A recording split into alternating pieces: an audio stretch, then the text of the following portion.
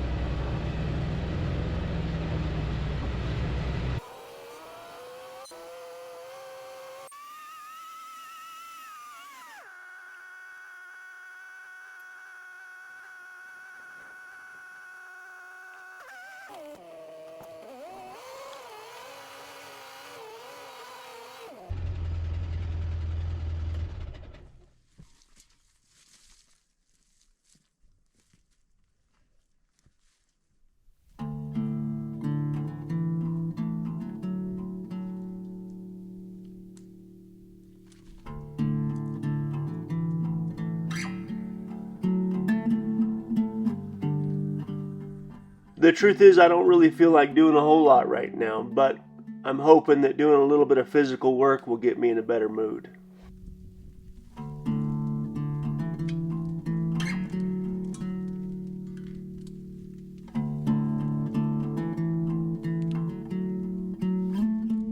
After the driest summer in 132 years, it finally rained enough and it finally cooled off enough to where it's safe enough to start burning some of these brush piles that are left in the big deer pen. This is the closest one to the house, and so this is the one I'm going to start with first.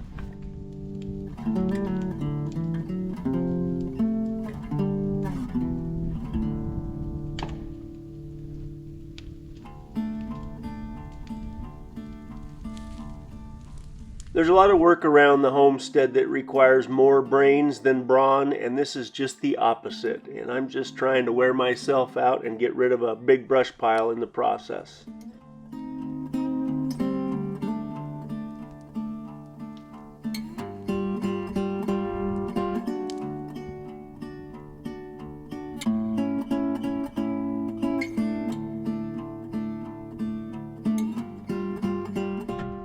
This is one of my favorite little bucks that was born a little over a year ago, and when he was a baby, I carried him around just like a little baby.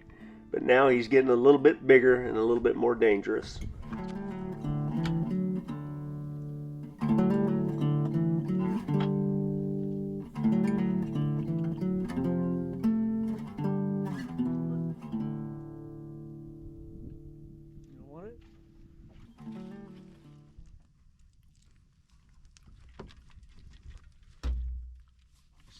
My little brother Stuart and his wife and kids were just up here in June to help us celebrate Rhett and Brenna's wedding. And that unfortunately is the last time that he'll ever get to, at least physically, come to Red Poppy Ranch. But we were just a few years apart in age, but we grew up really close together. We the way we had to grow up, about a month and a half ago, whenever I made that video, I talked about growing up fast and some of the hard stuff that I was exposed to. He was right there in the middle of it. He was, unfortunately, neither one of us had a whole lot of parental oversight, and that led to both of us making a lot of bad decisions.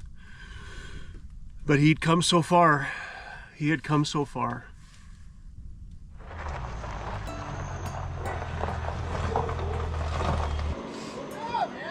You guys are big time. Rolling. How are you? You look nice to have you, huh? Good to see you. We started in cars. I was about to text you. I was like, oh shoot, I didn't need to call. I was about to text you and see what's doing. Come on. Holy cow. There was one time when Cedar and I were barely married. We were living in this little guest house right down in the center of Mesa, Arizona. And at about 2 o'clock in the morning, the landline, back then we had a landline, the phone rang, and I worried that it was going to be my dad calling me to tell me they found my little brother somewhere. But it actually ended up being my brother-in-law. My brother-in-law, Kelly, and his older brother actually got into a situation down in Mexico City. When I was in my 30s, my little brother came and lived with us a couple times. So our older 3 kids, Sage, Cheyenne, and Rhett, got to be really close with him. I thought we were past the point in life of getting phone calls like that. Unfortunately, when this stuff happens, there's just so many lessons. My older brother sat down at his viewing next to me. It was just a family viewing. And he said, I really want to just kick his butt, because that's the emotion that we're all the most familiar with. In these moments when one of us gets sideways and does something stupid, the solution is for the collective to do what they have to do to straighten each other out. And I think that's the emotion that we've all become the most comfortable with, is anger and frustration. Last summer, Stuart and his wife and kids came up here and spent 4 or 5 days, I can't remember, a week.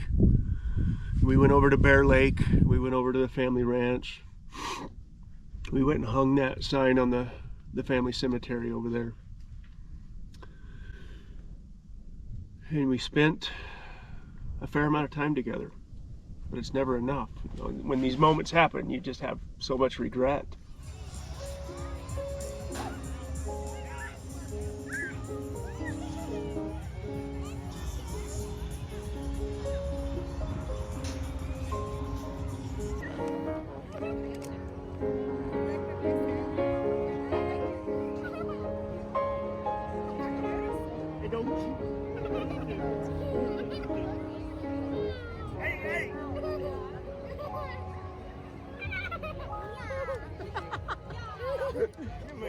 Whose kids are these anyways?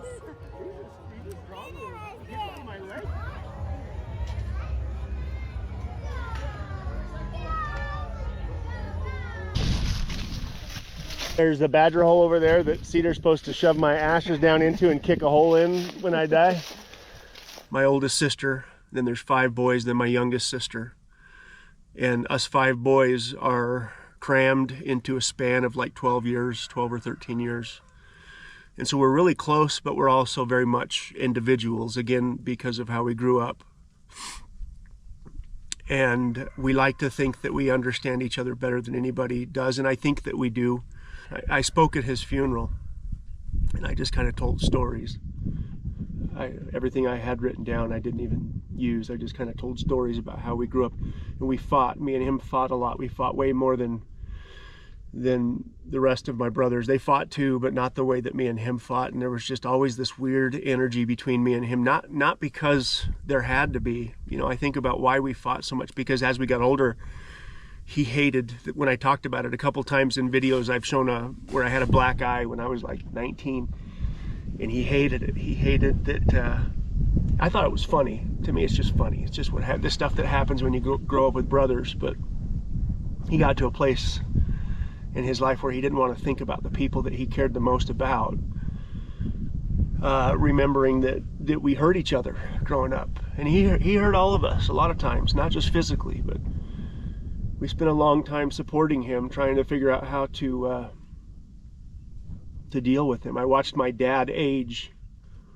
My dad was the one that would never give up on him, when the rest of us kind of created our distance because we had to, for maybe our family's sake, for our own sake. But my dad never, ever, ever put conditions on the love that he had for him, and he always struggled with that. And my dad died in the month of October, and now my little brother died in the month of October. Life can be a real son of a gun sometimes. The pressure of being a man and being a husband and being a father and being responsible when you're supposed to be responsible and making the right decision when you're supposed to make those right decisions. Some of us handle that much better than others.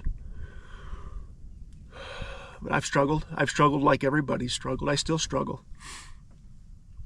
Matter of fact, I've tried to avoid most responsibilities in my life. I try to just keep my head down and do my own thing and take care of my wife and my kids. And now I've got nieces and nephews that every time I see these kids, they're going to remind me of their dad. We talked about starting a podcast, me and him. I don't know how many times. We talked about doing so many things. I would call him about every 2 weeks and talk to him about starting some sort of a wilderness survival program dedicated to kids that needed some guidance and some structure. Both of us went through a program down in Arizona called the Anasazi Foundation, which was designed for kids that their parents didn't do enough, and in some cases the kids were pretty rough. When I was 18, when I went through that program, and I think I went through it because my little brother went through it about a year before I did. My mom convinced me that I needed it, you know, and I think everybody needs an experience like that. I spent almost 3 months in the high deserts of Arizona and learned a lot of the survival techniques that the southwestern Indian tribes would practice. And like I said, he went through it before I did.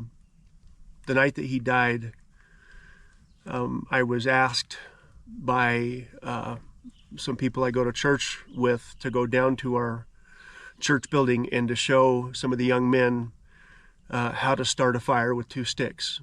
I think I did it on a video at some point a while back, but it takes a ridiculous amount of effort, and I haven't done it in a number of years, and I almost couldn't do it. But at the last second, I managed to bust a coal and then take that coal and put it into my tinder bundle and blow that tinder bundle into a flame and start a fire. And as soon as I got that fire going, the first thing I did was grab my phone and got a little video.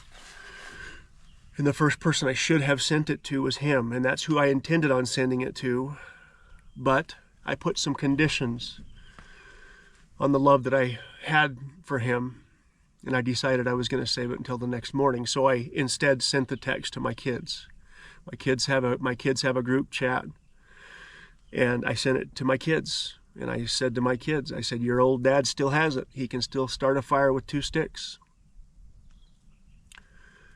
And I wish I'd sent it to my brother.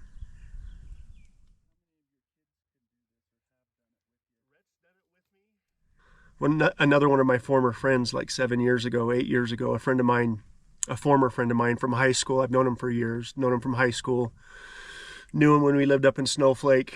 Yeah, he just kind of turned out to be somebody I wanted to get away from, and we moved away from Snowflake, and he ended up getting a divorce, and his life kind of seemed like it was falling apart. And one particular day, that on a Sunday of all days, that person took to social media, and I had blocked him on, I think it was Facebook back then. But he took to social media to say, to try and get some attention was all he was trying to do. But he couldn't tag me, so he tagged some of my friends. And he said some pretty hard things. And I was sitting in church. The first person I got a text from was my little brother, and the second person I got a text from was my oldest daughter. They both saw the text. And my little brother texted me, and he said, hey, why is so-and-so calling you out on Facebook? And I just said, ignore it. Don't worry about it. He's not doing very good right now. And I forgot about it. Didn't think anything more. Just paid attention to what was going on in church. And my little brother texted my wife, Cedar, and asked Cedar what was going on. And Cedar said that that guy made her nervous. And probably 4 or 5 hours later, I got a text from my little brother, and he said, everything's good. And I said, what do you mean everything's good? And so I called him. I said, what do you mean everything's good? He said, after you tried to blow off what that guy did on social media, he said, I text Cedar, and Cedar just was concerned. And so I tracked down that guy's phone number, and I called him up, and I let him know that if he got anywhere near you or your family, that he would disappear. And then he sat on the phone with that guy for probably 45 minutes and listened to him and talked to him like a friend and made that guy's life better. And that's what my little brother would do. He'd let you know that if you got sideways, he'd flatten you. He was scary that way. He's the toughest person I've ever fought by far. I think I have 3 concussions from him. He hated when I brought that up. He hated it, but I have 3 concussions. The very last time, I told this story at his funeral, the very last time we got in a fist fight was the day that I got home from our honeymoon, from Cedar and my honeymoon. So I was 21, he was 18. And I had to pull the transmission out of my old square body Chevy truck. The transmission started slipping after we went up to Black River, this place that we all love to go fishing. I was laying on my back underneath my truck in the driveway at my parents' house, pulling this transmission out of my truck, and he came home and he saw that I was using his transmission jack. And that led to words being exchanged, and the next thing I know, I was chasing him around my truck with the pipe from the transmission jack, because that was probably the equalizer between me and him. At that time, he probably weighed about 270. He was playing football. He was in good shape, and he was tough. He spent a lot of time fighting in high school, and I don't know that he ever lost a single fight. He was just tough. He was a bruiser. And I chased him around the truck a few times, called him all the right words, and my dad heard us yelling. My dad came outside and tried to stop the fight, and somewhere in the middle of it, my dad broke it up. But my dad wasn't big enough to stop me and Stuart.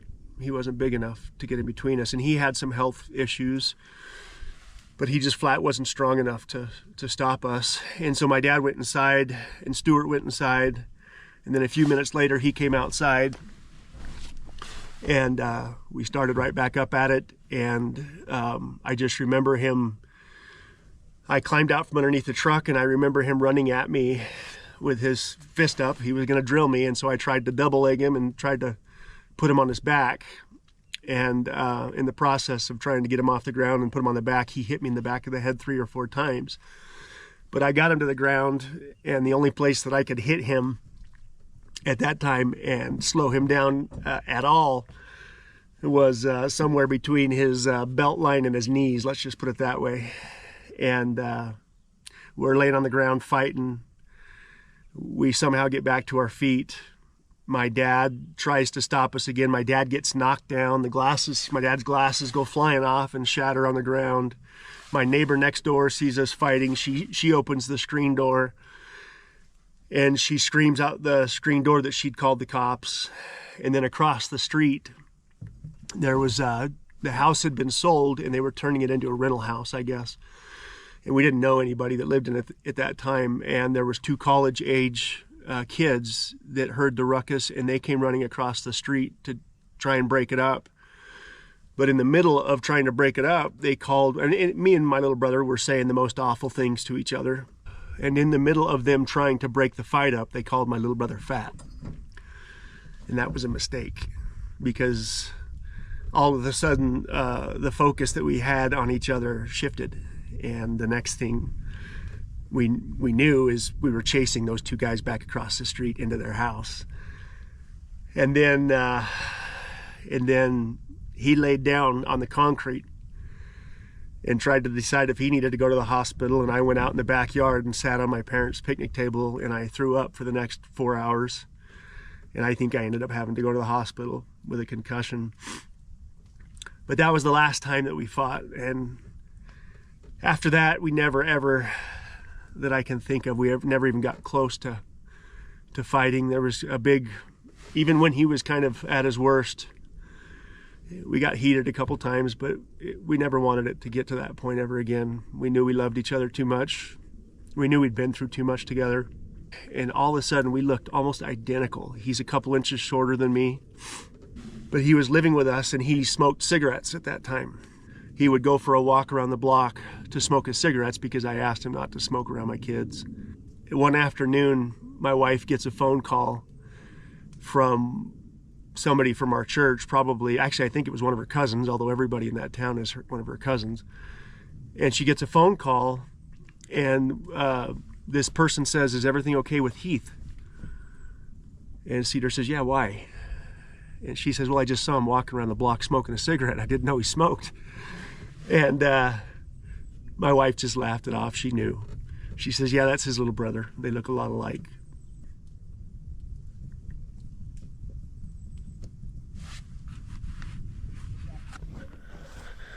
Huh. Dang Front it. tire. I think you're right.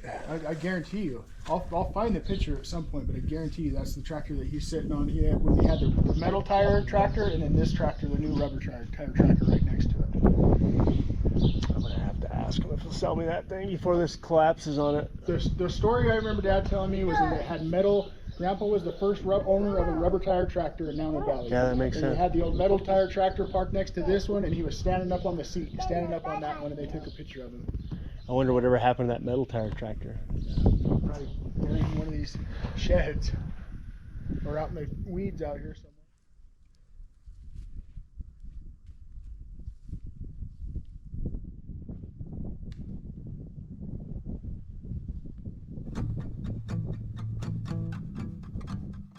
I'm still trying to work through the emotions of the weekend, but it was a lot of fun to go down to Arizona and see a whole bunch of family and friends that I haven't seen in many, many years. But I wish it could have been under different circumstances.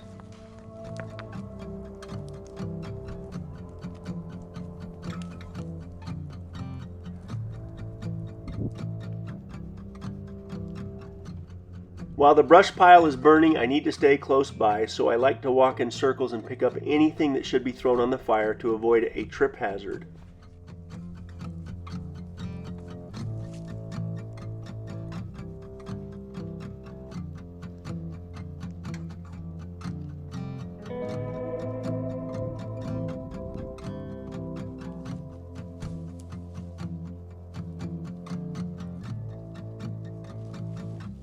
For me, the only way that I know how to deal with these emotions and the energy that's running through me is to simply get rid of it and try and work it off.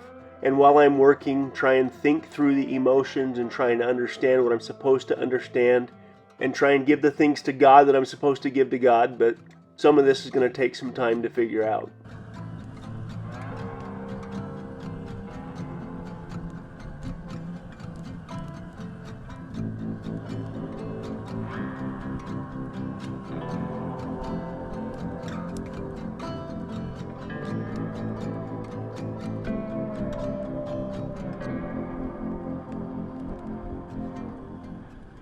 It's been nearly 2 weeks since I've had a decent night's sleep, but after working the way that I did today, hopefully I've done enough and I'll sleep good.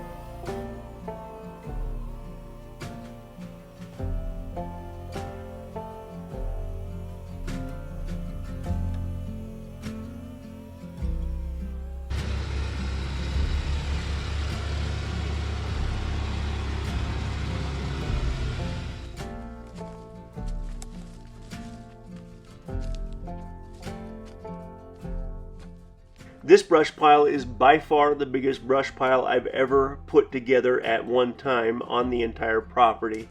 And I have to be honest, even though it's about 28 degrees outside, I'm terrified about what's going to happen once I start this on fire.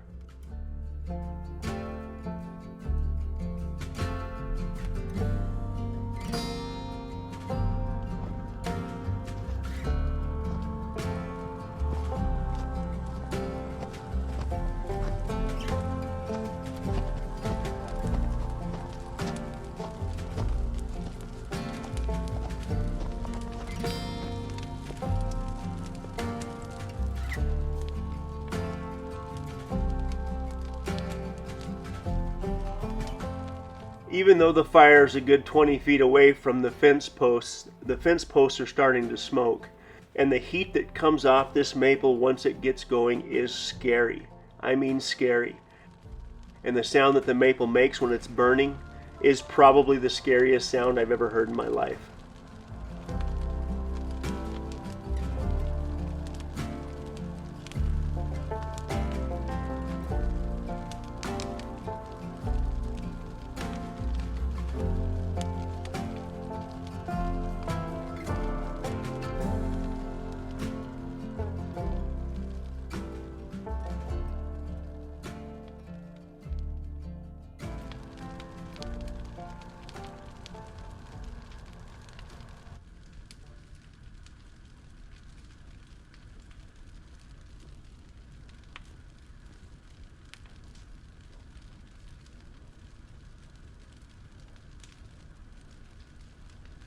While we were down in Arizona, it basically rained all weekend. It's probably 29 degrees outside right now. I'm sweating. My heart's racing. There's always a moment when these fires get going where I get really scared, and I'm at that moment right now. There's really nothing I can do about it. I just gotta let it burn. That is scary hot. And I believe that's the hottest part of the fire. That's the most concentrated part of the fire. But even standing right here where I'm at, it's hurting my face. I bet I pray more in these moments than any other time in my life because it's just scary. We've just had the driest summer in 132 years. Everything's soaking wet. I mean, you can see the ground is melting from the heat. The posts are smoking. I've got a few posts that are smoking, but I can't wait for the day when I don't have to do this anymore, at least on this scale. This is the biggest brush pile I've ever put together and burned here at Red Poppy Ranch.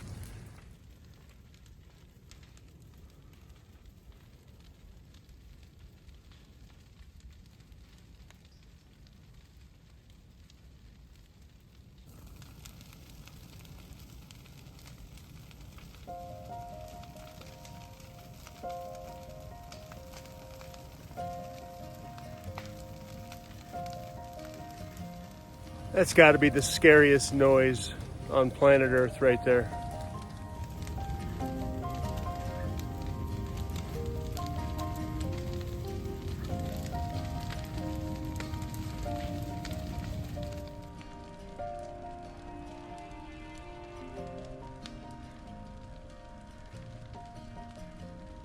I've said this many times before, but it is my nature to fix things. It is my nature to make things better. It is my nature to improve the lives of the people closest to me by hard work and effort. And the older I get, the more I find myself in these situations where I can't fix them. I can't seem to find the solution to the problem, and it's incredibly frustrating.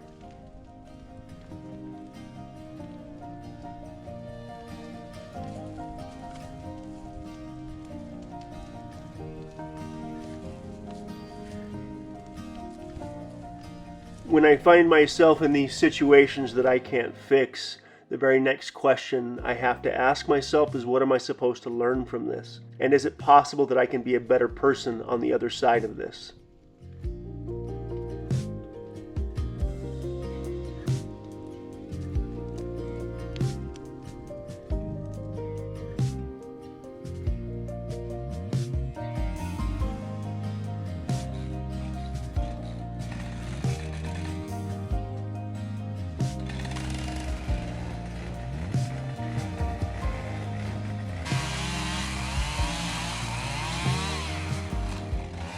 Rather than just sitting on the ground doing nothing, there's still a few acres up here that I need to work through and thin the trees, and I need to stay close by this fire in the meantime, so today's as good a day as any.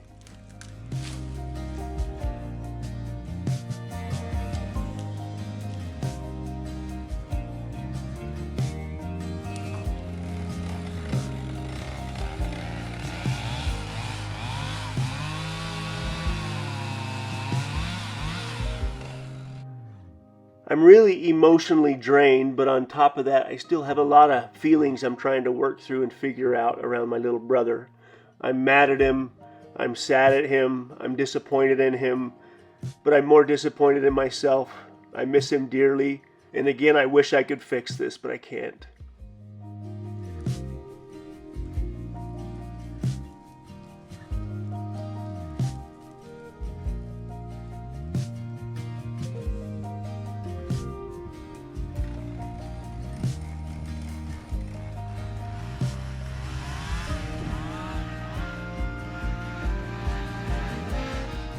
The only thing that I can do in this moment is work and just move forward and try and figure out my feelings as I'm moving forward. So I walk in circles around this fire and I try not to get too sunburned, although my lips are cracking and I can tell I'm a little bit dehydrated. But the burn pile is getting smaller and smaller and smaller by the moment, and maybe one day my emotions connected to this will do the same.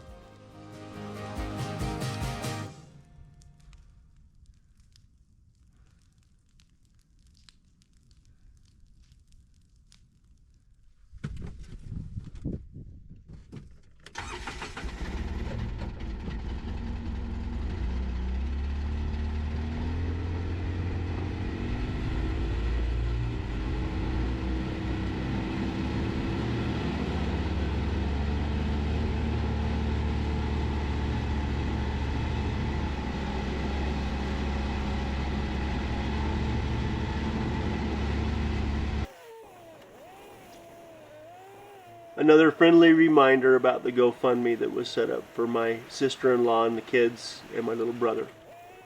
The link is in the description as well.